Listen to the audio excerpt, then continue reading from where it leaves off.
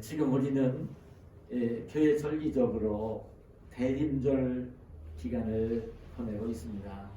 지금 제가 계속 말씀을 드리지만 대림절이라는 이 말은 성탄절이 오기 전에 4주 동안을 지키는 절기입니다. 성탄절을 기다리기도 하고 주님이 약속하신 그대로 부활 승천에 올라가시면서 다시 오시겠다.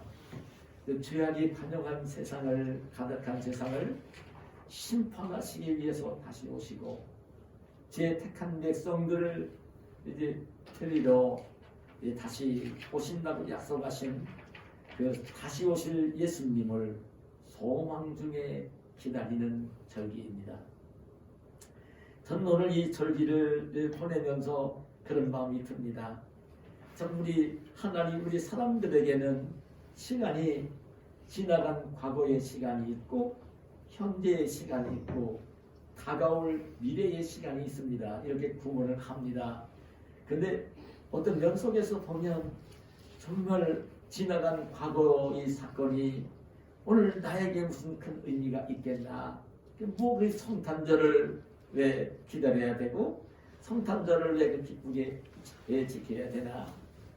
그리고 이게 미래에 이루어질 다시 오실 주님을 소망 중에 기다리는데 어떤 의미가 무엇일까?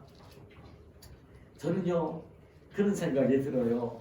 우리 창조주이신 하나님에게는 시간이 과거, 현재, 미래로 나뉘어져 있는 분이 아닙니다.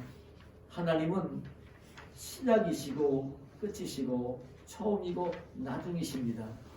하나님의 시간은 과거, 현재, 미래가 없어요. 하나님이 보실 때는. 그래 우리가 시간을 구분할 때는 이제 올해가 2023년이라고 얘기를 하지만 하나님의 시간의 관점에서 볼 때는 과거, 현재, 미래가 다 그냥 하나님 안에 있을 뿐입니다. 그 성경에도 그 시간 얘기를 할 때에 하나님께는 하루가 천년 같고 천년이 하루 같다 이렇게 말씀을 하시는 것입니다. 하나님의 관점에서는 그렇지만 우리에게는 참 과거가 있고 현재가 있고 미래가 있습니다.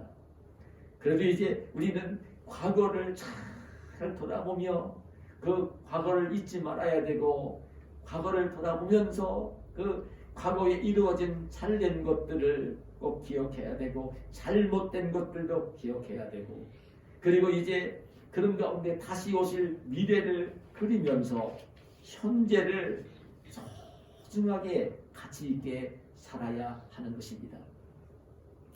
지금 대림절 오늘 셋째 주일인데 전 오늘 참 성탄절이 오고 있는 이제 한 주일을 꼭 여들에 남겨놓고 있는 주일인데요.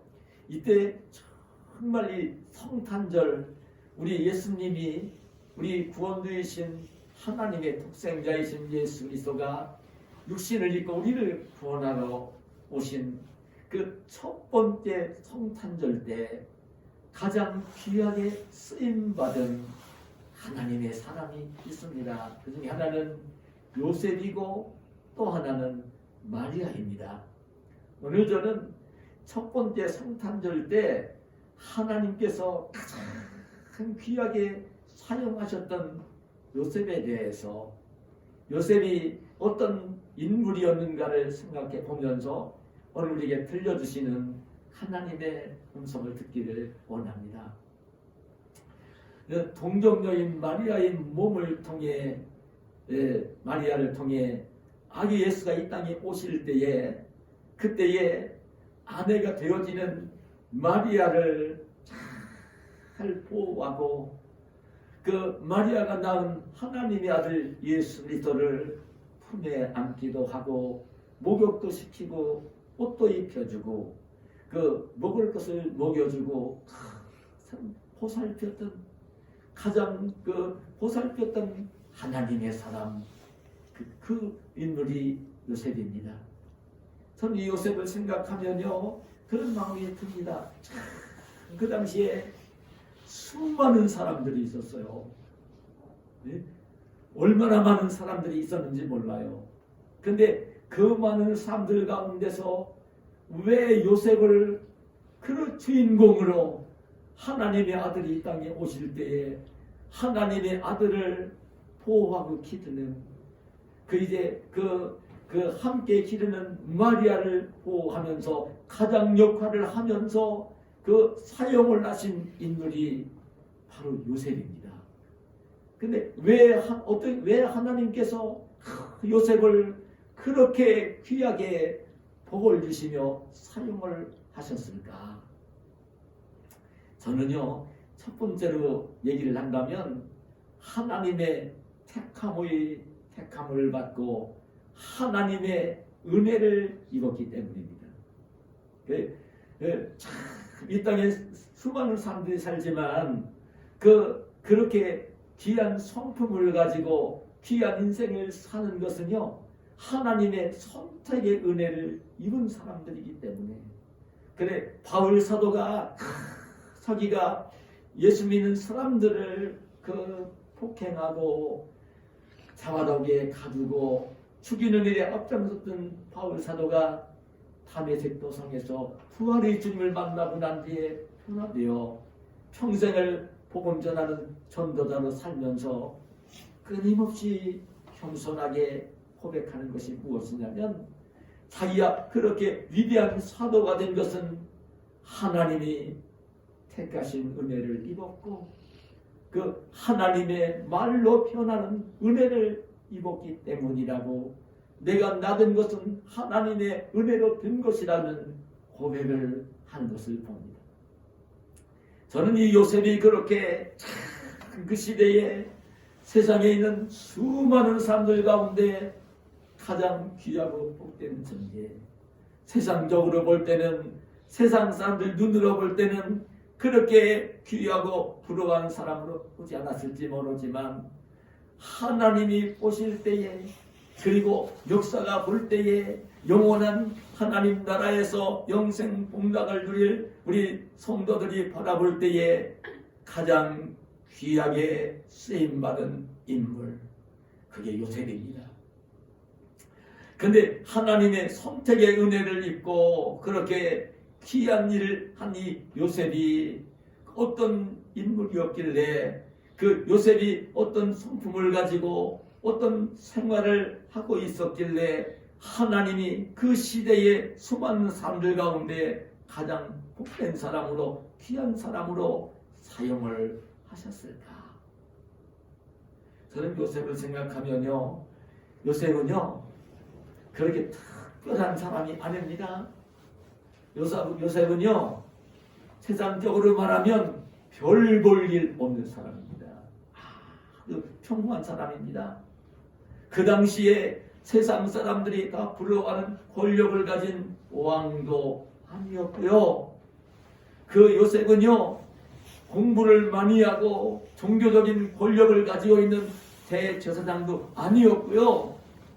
사람들이 알아주고 존경하는 돈을 많이 가지고 있고 사람들에게 그냥 존경을 받으며 뭔가 잘 보이고 있는 장로도 아니었고요. 공부를 많이 한 그런 율법사도 아니었고요. 학자도 아니었고요. 랍비도 아니었습니다.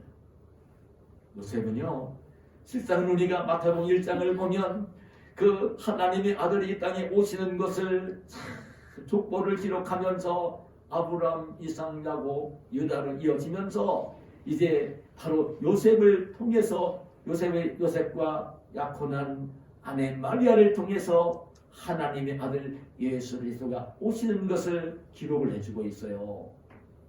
그러기 때문에 결국은 이 요셉도요, 여러분 유다 이스라엘 백성들 가운데 아브라함의 후손이고 이삭의 후손이고 그리고 야곱의 후손이고 야곱의 12아들 가운데 제사장 지파인 레위 자손이 아니고 유다 지파이고요. 그리고 이어지는 다윗 왕의 후손이었던 것은 분명해요. 그러나 이 요셉은요 그렇게 예루살렘에서 떵떵거리며 살고 있는 그런 귀족이 아니었어요. 부자도 아니었어요. 사람들이 알아주는 사람이 아니었어요. 가난한 사람들이 모여 살고 있는 갈릴리 동네, 가난한 동네 나사렛에서 목수일을 하며 살고 있는 청년 목수였어요. 그리고 마리아와 약혼한 청년 목수였어요. 우리 손집사님 평생을 목수로 사셨는데 그런 목수였다고요. 우리와 똑같은 사람이었다고요. 아주 평범한 사람이었다고요. 세상 사람들 알아주는, 오늘날로 말하면 대통령도 아니었고 국회의원도 아니었고 장관도 아니었고 돈 많은 부자도 아니었고 권력을 가진 시 도지사도 아니었고 기업을 운영하는 기업가 회장도 사장도 아니었어요. 대학교에서 강의하는 교수도 아니었고 사람들이 알아주는 선생도 아니었다고요. 우리와 똑같이 평범한 사람이었어요. 우리 하나님이 귀하게 여기시고 사용하는 사람은요, 우리와 같이 평범한 사람들을 귀하게 사랑하시고 사용하시고 복을 주시는 분입니다. 잊지 마셔야 됩니다. 세상 눈으로 볼 때는 권력을 가진 사람들이 부러워하고 존경하고 그렇게 되고 싶어하고 막 그런 마음을 가지지만 하나님 보실 때는 그렇지 않아요. 하나님 보실 때는 우리와 똑같이 평범한 사람들, 이 청년 목수였던 요셉을 하나님이 가장 기쁘게 사용을 하시는 거예요. 여러분, 예수님이 12사도를 부르실 때에도 궁금하니 한 학자를 나중에 부른 바울 사도 빼놓고 나서는요, 그렇게 학자들이 없어요. 여러분, 그 갈릴리 바다에서 고기 잡던 베드로, 안드레, 야고보, 요한을 제자로 부르시는 거예요. 수제자 베드로를 부르시는 거예요. 배우지 못한 고기잡이, 태어나서 고기만 잡으며 살다가 정말 이제 하나님 주님 만나지 못했으면 그 평범한 몸으로 살다갈 베드로를 부르셔서 예수님의 제자로 삼으시고 수제자로 삼으시고 교회를 세우는 정말 기둥으로 세우시며 사역을 하도록 하신 모습을 보는 거예요. 근데 여러분, 하나님이 우리와 똑같이 평범한 사람을 쓰시는데 귀하게 사용을 하시고 복을 주시는데, 근데 이 요셉은 어떤 사람이었느냐면 똑같아요. 우리랑 똑같은 사람인데 어떤 면이 있었느냐면 오늘 말씀 가운데 19절을 보면 이렇게 말씀해 줍니다. 그의 남편 요셉은 의로운 사람이라. 아주 평범한 사람이었어요. 근데 요셉은 어떤 사람이었냐면 의로운 사람이라 이렇게 말씀을 해주고 있어요. 평범한 사람이에요. 근데 의로운 사람이라는 말은 1차적으로 성경에서 의롭다고 기록을 해줄 때는 어떤 사람을 가리키는 말이냐면 하나님을 믿고 경외하는 사람이에요. 그러셔야 됩니다. 하나님을 믿고 경외하는 사람, 세상적으로 돈 많이 가진 부자도 아니고 공부 많이 한 학자도 아니고 권력을 가진 권력자도 아니고 하나님이 평범한 사람을 쓰시는데 어떤 사람을 쓰시냐면 하나님을 경외하는 사람, 눈에 보이지 않지만 하나님을 경외하는 사람, 이게 의인이에요. 믿음에선 아브라함도 하나님을 믿을 때에 창세기 15장 6절에 보면 하나님을 믿는 아브라함을 보시면서 의롭게 여기셨다 이렇게 말씀을 하세요. 근데 하나님이 귀하게 쓰신 요셉을 보니까 어떤 사람이었냐면 의로운 사람이었다는 거예요. 근데 저는 이 말씀 묵상을 하면서 또 들은 제가 본문을 원어 성경을 찾아보면서 들은 지혜 음성을 하나 더 들려드리면요, 요셉이 참 의로운 사람이었다고 하는데 이 의롭다는 이 말을 할 때 하나님을 굉장히 잘 경외하면서 의롭게 살았다는 것을 가리키는 말인데, 이 의롭다는 말이 어떤 말로 기록이 되어 있냐면 그 원어 성경인 그리스어 헬라어 성경에 디카이스 온이라는 말로 기록이 되어 있어요. 근데 이 말을 우리말로 이제 의로운 사람이다, 의롭다 이렇게 이제 번역을 해주고 있는데, 이 말이 영어로 번역을 한 거 보면 좀 죄송해요. 그래서 이 의미를 알려드리기 위해 제가 말씀을 드려야 되겠는데, 이 의로운 사람이라는 이 말을 번역할 때에 이 영어로 가장 권위 있게 번역을 한 그 영어 성경 KJV라는 영어 성경이 있는데, 그 성경에 보면 뭐라고 번역을 된 거 같냐면 being a just man이라는 말로 번역이 되어 있어요. 그냥 뭐 a righteous man 이런 아니라 being a just man 이런 말로 번역이 되는 것을 볼 수 있어요. 이게 무슨 말이냐면, 빙이라는 말은 여러분 비동사 MRS 비동사 원형인 비에다가 이 ing를 붙인 거예요. 그래서 being a just man, 그 올바르게 의롭게 되어가는 사람, 완전히 의로운 사람이 아니라, 절대적으로 의로운 사람이 아니라 죄인이긴 한데, 죄가 있긴 한데 점점 의로워져 가는 사람, 이런 얘기입니다. 점점 의로워져 가는 사람, 하나님을 경외하면서 하나님 말씀대로 살기 위해서 애를 쓰면서 점점 의로워져 가는 사람, 점점 오늘날로 말하면 예수님을 닮아가는 사람, 이런 사람이었던 거예요, 요셉이. 그런 요셉을 하나님께서는 귀하게 쓰셨던 거예요. 여러분, 오늘 우리가 이 땅을 살면서 세상 사람들처럼 큰 권력을 가진 사람이 못 될 수도 있습니다. 명예를 가진 사람이 못 될 수도 있습니다. 돈 많은 부자가 못 될 수도 있습니다. 그러나 하나님이 가장 귀하게 사용하시고 복 주시는 사람으로 살 수는 있습니다. 그 비결은요, 하나님을 마음 중심으로 경외하는 사람, 그리고 날마다 하나님 말씀을 읽고 묵상하면서 하나님 말씀이 교훈하시는 대로 살기 위해서 애를 쓰는 사람. 그래서 예수님의 성품을 많이 닮아가는 사람을 하나님은 가장 귀하게 여기시고 쓰시는 분입니다. 저는 요즘 예배를 마치거나 선지자님과 대화를 나누면서 얼마나 제가 기쁜지 모릅니다. 예수님의 성품을 많이 닮아가고 계시는, 누구를 만나도 그냥 사랑으로 대하고 인사하고 섬기면서 살려고 하시는 집사님의 모습을 보면요, 제가 얼마나 행복한지 모릅니다.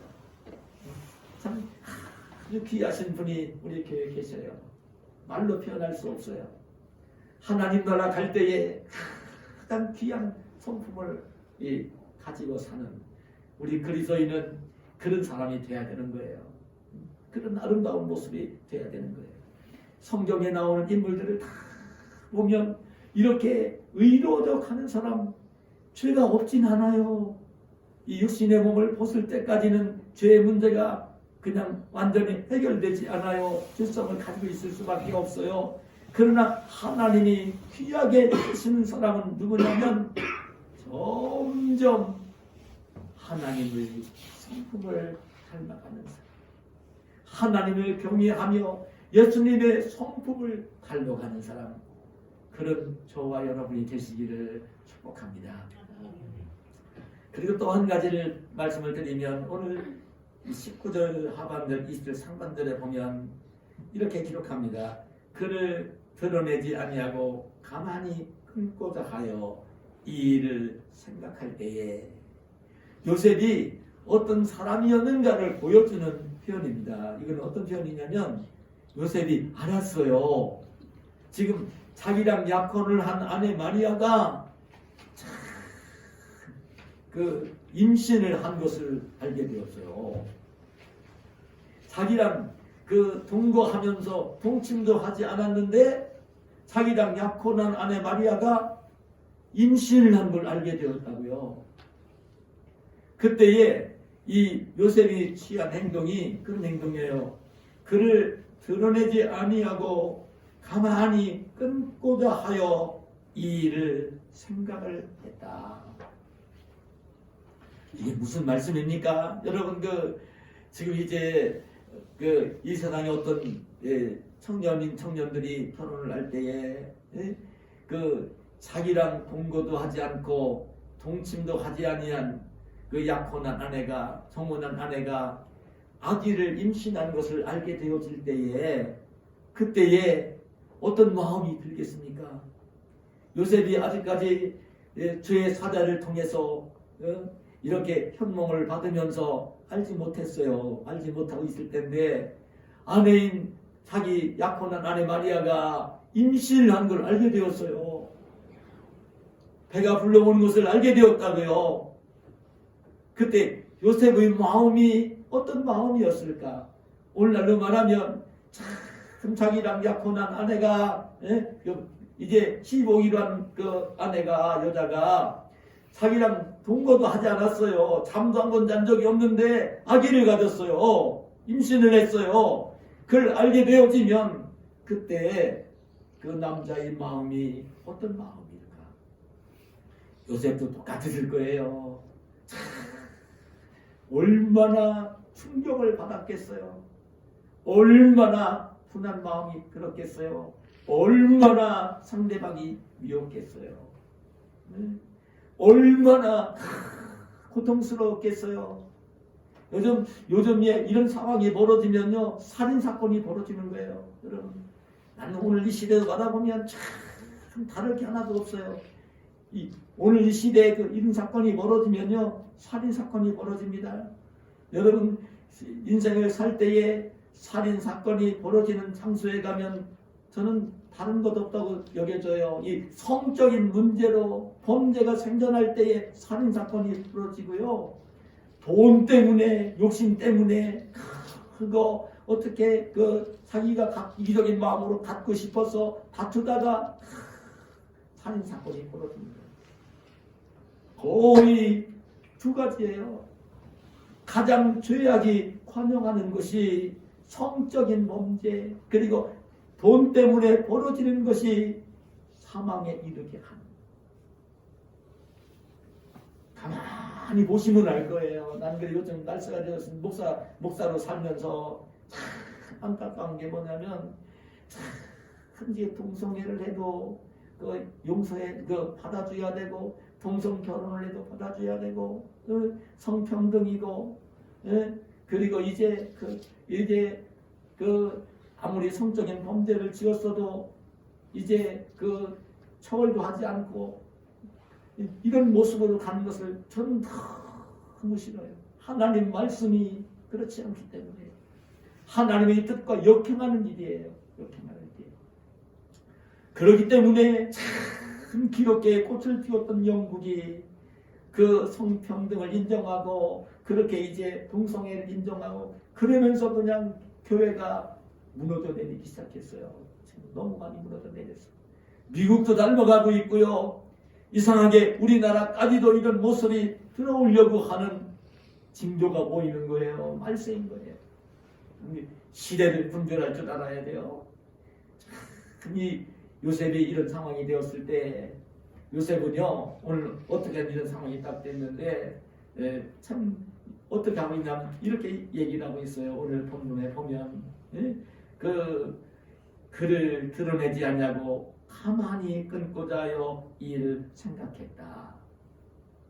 실상 여러분 이런 지금 이 당시에 이렇게 약혼한 아내가 임신을 하게 되어지면요 그 당시에 법적으로 율법으로 그 당시 유대 나라의 관습으로 어떻게 처리를 했느냐면 그 신명기 22장 23절 24절에 보면 처녀인 여자가 남자와 약혼한 후에 어떤 남자가 그를 성읍 중에서 만나 동침하면 너희는 그들을 둘 다 성읍문으로 끌어내고 그들을 돌로 쳐 죽일 것이니. 이 율법을 따라 그 당시에는요 이런 성적인 죄를 지으면 어떻게 했냐면 그냥 몰래 살짝 죽이는 것도 아니에요. 공개 재판을 해가지고 성문이면 오늘날 말은 재판정이에요. 사람들이 가장 많이 모이고 오가는 곳이에요. 그걸로 불러내가지고 사실인 것을 이제 재판을 하고 난 뒤에 동네 사람들이 다 돌로 쳐 죽이는 게 그 당시의 법이었어요. 요셉은 그때 자기가 화가 나고 분이나 분통이 터지고 고통스럽고 한 거 이제 안 갚고 싶으면 뭐 자기 손으로 자기가 가서 그 마리아에게 해코지 할 필요도 없어요. 사람들에게 알리기만 하면 마리아는 붙들려 나가야 되고 동네 사람들 앞에 공개 재판을 받아야 되고 수모를 당하며 돌로 맞아 죽어야 되는 거예요. 그렇게 할 수 있는 거예요. 근데 오늘 본문에 보니까 요셉은요 그런 상황이 됐는데 그런 사실을 드러내지 아니하고 가만히 끊고자 생각을 합니다. 참던 이 요셉의 성품이 그 하나님의 은혜를 입고 있는 요셉의 성품이 너무 아름다워요.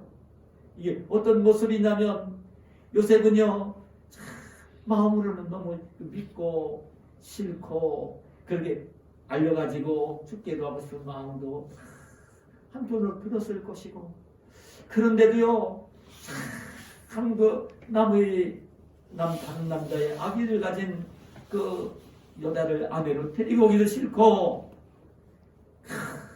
그냥 그러면서 깊게 생각을 하면서 그래 그냥 가만히 끊자. 응? 그냥 이제 내가 데려오기도 싫지만 사람들에게 알려서 죽게 하는 것도 너무 마리아가 불쌍하고 그래서 내 아내로 데려오고 나도 싫고 그냥 끊어야 되겠다. 참 이 아름다운 성품. 나는 하나님께서 왜 이때 요셉을 그렇게 귀하게 여기시고 사용을 하신다면 요셉의 이런 아름다운 성품, 예수님의 마음을 닮은 성품, 그 요셉의 성품이 아주 신중했던 거예요. 그런 자기가 그냥 화가 나고 분이 나고 견딜 수 없는 상황이 막 벌어졌는데 그때에 막 화를 내고 분을 내고 한 대로 막 행동하는 게 아니라 가만히 생각하는 신중한 어떤 상황이 벌어졌을 때 상황에 막 지배를 받으면서 화를 내고 분을 내고 막 하는 게 아니라 그냥 가만히 고통스럽지만 참는 신중한 성품. 자기 마음의 결제를 하면서 참아내는 신중한 성품. 그리고 또 한 가지는요. 그런 중에도 마리아의 입장에 있어서 자기는 데려오기는 싫지만 마리아의 입장에 서서 이해하고 자기는 안 데리고 오더라도 배려하면서 끊고자 하는 다른 사람 상대방을 이해하고 용서하고 배려하면서 관계를 맺어가려고 하는 요셉의 모습이 그려지는 거예요. 참 얼마나 아름다운 성품입니까? 저는 오늘 우리 믿음을 가지고 있는 그리스도인들은 이게 예수님의 성품이거든요. 예수님은요 참 의분을 바랄 때는 있으셨지만 언제든지 그 어떤 상황이 되어도 상황의 지배를 받지 아니하고 절제를 하시면서 하나님의 뜻을 살피면서 하나님의 뜻을 따라 행동을 하시는 그 예수님의 모습을 보는 거예요. 예수님 언제나 그러셨어요? 예수님은 언제나 그러셨어요. 여러분 가룟 유다가 배신하고 온 걸 아시면서도요 다른 제자들한테 얘기도 안 하고요 속으로는 아팠겠지만 그냥 떡을 떼어 주시면서 그리고 회개하기를 원하시면서 가룟 유다를 배하시는 예수님의 모습 참 놀라운 모습이 아닐 수 없습니다. 그게 예수님의 성품입니다. 여러분 이 베드로의 성품을 보면 그런 성품이에요. 하나님이 베드로를 그래서 귀하게 쓰시는 거예요. 그래서 귀하게 쓰시는 거예요. 베드로 같은 경우도 보면 그런 모습을 귀하게 쓰시는 거고 예수님이 그래 현장에서 가늠하다 붙들려온 여인을 보면서도 그 돌로 쳐 죽여야 되는 걸 알면서도 용서하시면서 그 관계를 맺어가신 모습을 보여주고 있고, 오늘 이 요셉을 하나님이 그렇게 그런 성품을 가진 요셉을 하나님이 귀하게 쓰시는 모습을 보는 것입니다. 저는 오늘날도 똑같다고 여깁니다. 이 땅을 살면서 정말 하나님의 사람으로 귀하게 사는 비결이 뭐냐면, 어떤 상황이 될 때 기분 좋을 때는 다 괜찮아요. 근데 참 기분 상했을 때, 마음에 들지 않을 때, 그럴 때 가져야 되는 중요한 자세는요, 그때의 그 상황 속에 내 감정이 뒤집혀서 막 그 지배를 받는 사람이 되지 말고요, 오히려 화가 날 때는요, 잘 참는, 절제하는 신중한 사람. 그래서 그 만나고 있는 상황에 지배를 받지 않은 사람, 어떤 어려운 환경을 만든 상황에 지배를 받으면서 막 되지 말고 신중한 사람. 그리고 누구와도 관계를 맺어갈 때 나의 입장에서 생각을 하면서, 나라면 어떻게 나라는 입장을 생각하지 말고요, 먼저 상대방의 입장을 생각하면서, 이해하면서, 배려하면서 관계를 맺는, 나를 좋게 하려고 하는 마음을 가지고, 이기적인 마음을 가지고 생각을 하면서 상대방을 이렇게 대하고 배려하고 하려고 하지 말고, 상대방의 입장에서 생각을 하며 이해하고 배려하며 섬기며 관계를 맺어가는 사람, 이런 사람이 참 복된 사람입니다. 우리 그리스도인은 그렇게 살아야 됩니다. 그러면 사람에게는 그리스도의 향기가 납니다. 자기를 그렇게 절제하고 희생하면서 누구와 관계를 맺어도, 저는 그렇게 여깁니다. 아내와 관계를 맺어갈 때에도, 남편과 관계를 맺어갈 때에도, 자녀와 관계를 맺어갈 때에도, 부모와 관계를 맺어갈 때에도, 친구들과 관계를 맺어갈 때에도, 직장에서 동료들과 관계를 맺어갈 때에도, 누구와 관계를 맺어갈 때에도 언제든지 나를 먼저 생각하지 말고 상대방을 먼저 생각하면서 이해하면서 배려하면서 아름다운 관계를 맺어가는, 우리 저와 여러분이 이런 성품이 되어져서 이 시대에 하나님을 기쁘시게 해드리고 그리스도의 향기를 내면서 귀하게 인생을 사는 저와 여러분이 되시기를 축복합니다.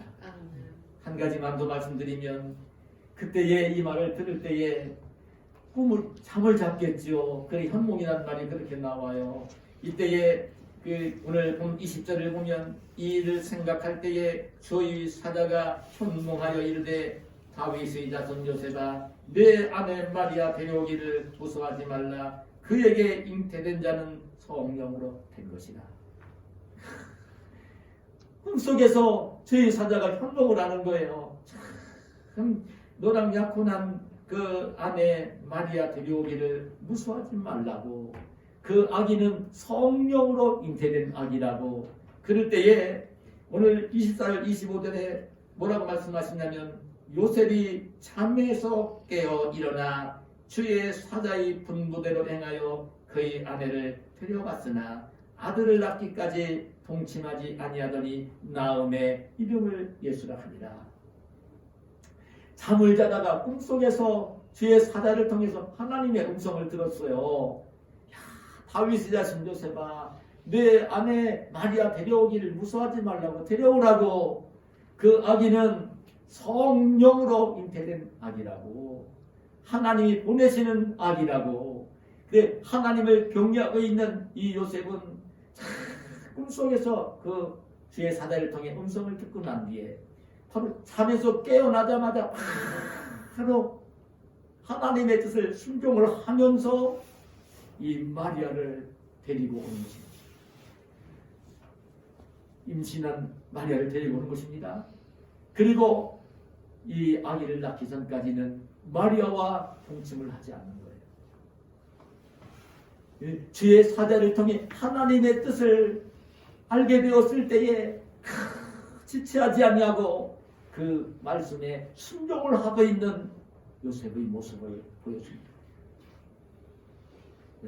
하나님의 음성을 들을 때에 요셉도요 썩 내키진 않았을 것입니다. 저희 사자가 알려줬어요. 성령으로 잉태된 아기라고 내 아내 마리아의 몸에는 다른 남자의 씨가 아니라 하나님이 보내시는 아기가 담겨 있다고 데리고 오라고. 그렇지만 자기 아들도 아닌 이제 다른 아기를 가진 하나님의 아들이라고는 하지만 썩 그냥 기쁜 마음이 되진 않았을 거예요. 하나님을 경외하며 살고 있긴 하지만 그래도 그게 그 사랑하는 아내가 이제 자기 아기가 아닌 그 아기를 담고 있다는 얘기를 들을 때에 썩 내키진 않았을 거예요. 하나님 말씀에 순종하고 있는 요셉의 모습을 보여줍니다. 놀라운 모습은 하나님은 이런 사람을 귀하게 쓰십니다. 하나님은 노아에게 방주를 지으라고 말씀을 하십니다. 방주를 짓는 것은 굉장히 고통스러운 일이었고 그 당시에 상황을 보면 방주를 지을 필요가 없는 상황이 계속 전개되고 있었던 거예요. 태어나서 모세가 600살 먹을 때까지 그렇게 비가 많이 와서 방주를 지을 정도가 그런 날씨가 한 번도 없었어요.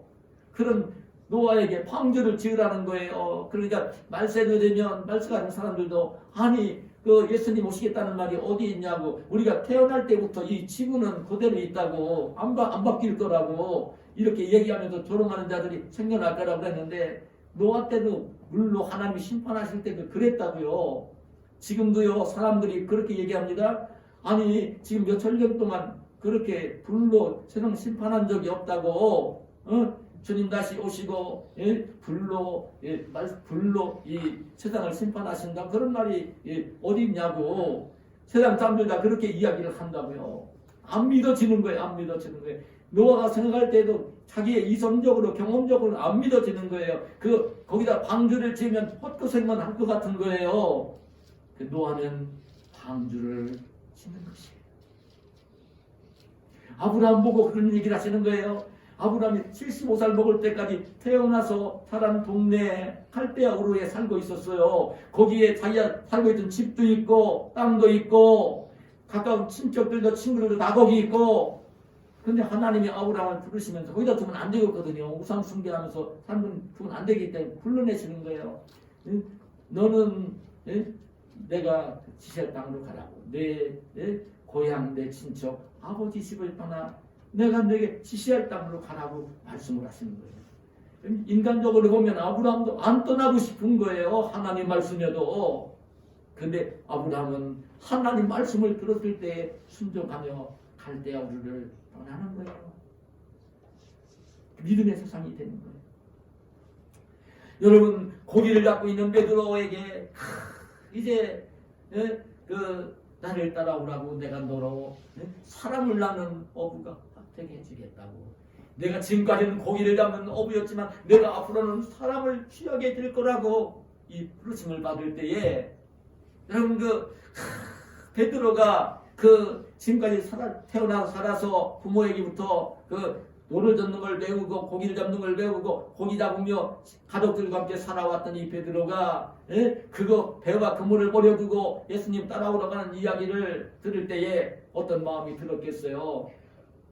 인간적으로는 안 하고 싶었을 거예요. 근데 그 말씀을 들을 때에 베드로가 배와 그물을 버려두고 예수님의 뒤를 따르는 거예요. 그 예수님의 수제자가 되는 거예요. 여러분 하나님의 음성이 들려올 때 하나님의 뜻인 걸 알았을 때는요 내가 가진 생각을 다 내려놔야 돼요. 내가 가진 생각을 다 내려놔야 돼요. 마지막까지 내려놔야 돼요.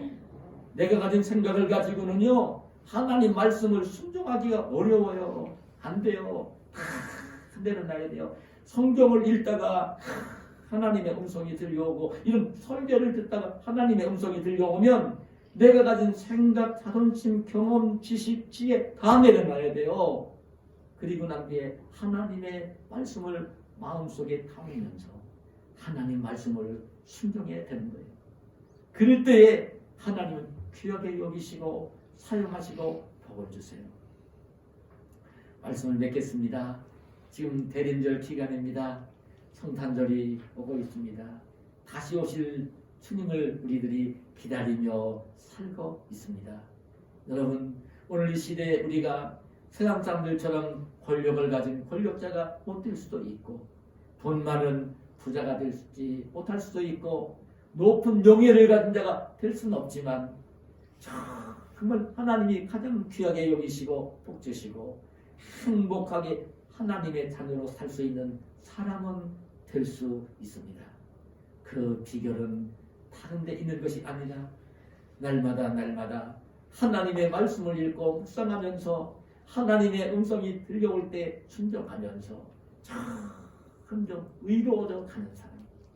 저는 나이가 이제 70이 됐는데도요. 지금도 예수님 닮고 싶어서 노력을 해요. 점점 닮아가는 사람. 네, 그리고 정말 어떤 상황을 만날 때 상황에 지배를 받지 말고 정말 신중한 사람, 깊게 생각하면서 신중한 사람, 그리고 사람들과 관계를 맺어갈 때에 언제든지 내 입장에서 이기적인 마음으로 내 입장에서 생각하지 말고 상대방의 입장에서 이해하고 배려하면서 관계를 맺어가는 사람. 그리고 하나님의 음성이 들려왔을 때는 다 비우고 하나님의 말씀에 순종을 하면서 하나님을 기쁘시게 해드리고 그러면서 하나님이 주시는 복을 누리는 저와 여러분이 되시기를 예수님의 이름으로 축원합니다. 하나님 감사합니다. 오늘 우리를 사랑하셔서 이 귀한 시간 성전에 불러주시고 오늘 성탄절이 오고 있는 이 전주일 즐겁게 주님을 찬양하며 예배를 드리게 하시고 우리를 사랑하셔서 들려주시는 귀한 음성을 듣게 하여 주시오니 감사합니다. 이 시대에 수많은 사람들이 살고 있지만 하나님께서 사랑하시고 복 주시는 사람으로 이 시대를 살 수 있는 저희들이 되게 하여 주시옵소서. 예수님의 이름으로 기도하옵나이다. 아멘.